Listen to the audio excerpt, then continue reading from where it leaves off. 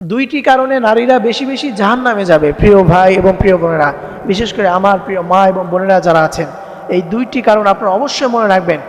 এই দুইটি কারণে নারীরা বেশি বেশি জাহান্নামে যাবে।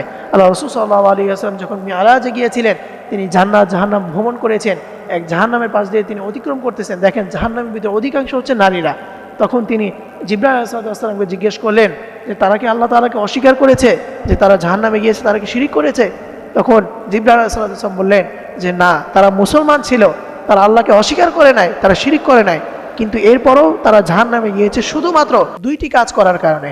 এক নাম্বার, বেশি বেশি অভিশাপ দেওয়ার কারণে। প্রিয় মা এবং প্রিয় বোনেরা যারা আছেন, বিশেষ করে নারীদের ভিতরে এই বিষয়টা বেশি বেশি দেখা যায় যে সামান্য কিছু হলেই সে অভিশাপ দিয়ে ফেলে যে তুই মর, তুই মরবি, তুই রাস্তায় অ্যাক্সিডেন্ট হবি। এই ধরনের অনেক অভিশাপ নারীরা বেশি বেশি দিয়ে থাকে।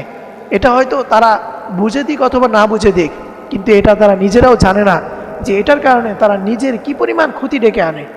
এবং এই অভিশাপ যারা দেয়, এভাবে আল্লাহ রাসূল সাল্লাল্লাহু আলাইহি ওয়াসাল্লাম বলেছেন, কেউ যদি কাউকে অভিশাপ দেয় আর সে যদি অভিশাপের প্রাপ্ত না হয়ে থাকে, তাহলে সে অভিশাপটা যে অভিশাপ দেয় তার দিকেই উল্টা ফিরিয়ে যায়। এই জন্য নারীরা বেশি বেশি অভিশাপ দেয়, তার কারণে এক নম্বরে তারা বেশি বেশি জাহান্নামে যাবে। এবং দ্বিতীয় নাম্বার যেই কারণ, সেটা হচ্ছে, এটা খুবই গুরুত্বপূর্ণ বিষয়, এবং বর্তমান 95% স্ত্রীদের ভিতরে এই দুই নাম্বার কারণটা পাওয়া যায়, অথচ তারা নিজেরাও জানে না। এই কারণে তারা ডিরেক্ট জাহান্নামের ভিতরে চলে যাবে। প্রিয় মা এবং প্রিয় বোনেরা, সাবধান। সেটা হচ্ছে স্বামীর প্রতি অকৃতজ্ঞ হওয়া। অনেক স্ত্রীরা আছেন, অনেক মা এবং বোনেরা যারা আছেন, সারা মাস সব কিছু দিল, কিন্তু কোনো কিছুতে যদি একটু কমতি দেয়, সাথে সাথে স্ত্রী বলে ফেলে যে তোমার সংসারে এসে আমি কিছুই পেলাম না, আমি দেখে তোমার সংসার করতেছি, অন্য কোনো নারী হলে তোমার সংসার করতো না। নাউজুবিল্লাহ, এই কথাটি বলে ফেলে। অথচ সেই বেচারা স্বামী তার নিজের সারা জীবনের দুঃখ কষ্ট বিসর্জন দিয়ে স্ত্রীর সুখ দুঃখের কথা চিন্তা করে গেল, অথচ আপনি সামান্য কিছুর কারণে আপনি বলে ফেললেন যে তোমার সংসারে এসে আমি কিছুই পেলাম না।